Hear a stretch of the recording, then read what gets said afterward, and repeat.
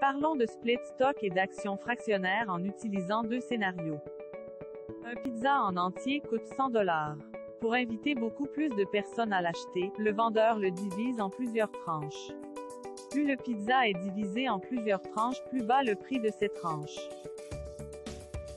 Dans le prochain scénario, le vendeur ne divise pas le pizza en tranches, mais il permet à n'importe qui d'acheter une partie de ce pizza avec quel que soit le montant qu'il peut ou désire. Diviser le pizza en plusieurs tranches ou le fractionner n'augmente pas le prix total du pizza. Ce qui veut dire que quand le pizza était divisé en 4 tranches, une tranche a coûté 25 $, quand il était divisé en 8 tranches, une tranche a coûté 12 $ et 50 cents, et quand il était divisé en 12 tranches, une tranche a coûté 8 $ et 33 cents.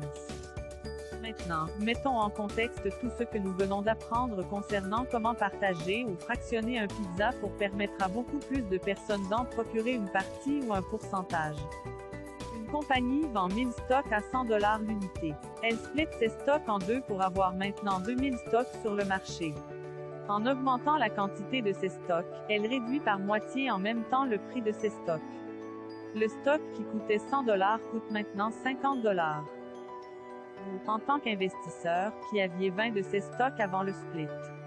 Au moment du split, votre quantité passe à 40 stocks, mais le prix de vos stocks diminue à 50 $. Donc, vous avez plus de stocks, mais la quantité de votre investissement reste idem. Cela a été l'explication la plus simple concernant le forward split stock en relation avec le scénario du pizza divisé en plusieurs tranches. Considérons une autre compagnie qui elle aussi vend 1000 stocks, mais le prix de ses stocks est 10 $. Puisque le prix est trop bas, elle réduit la quantité de ses stocks à 500 et augmente le prix de chaque stock à 20 $. Vous, en tant qu'investisseur, qui aviez 20 de ces stocks avant le split. Au moment du split, votre quantité passe à 10 stocks, mais le prix de vos stocks augmente à 20 $. Donc, vous avez plus de stocks, mais la quantité de votre investissement reste idem. Cela a été l'explication la plus simple concernant le reverse split stock. Maintenant, considérons une compagnie dont le stock se vend à 700 $. En tant qu'investisseur, la compagnie vous permet d'acheter une fraction de ce stock. Avec 100 $, vous pouvez acheter un septième ou 15% de ce stock. Cela a été l'explication la plus simple concernant les actions fractionnaires en relation avec le scénario du pizza fractionné pour permettre à chacun de s'en procurer d'une partie ou d'un pourcentage avec le peu qu'il a.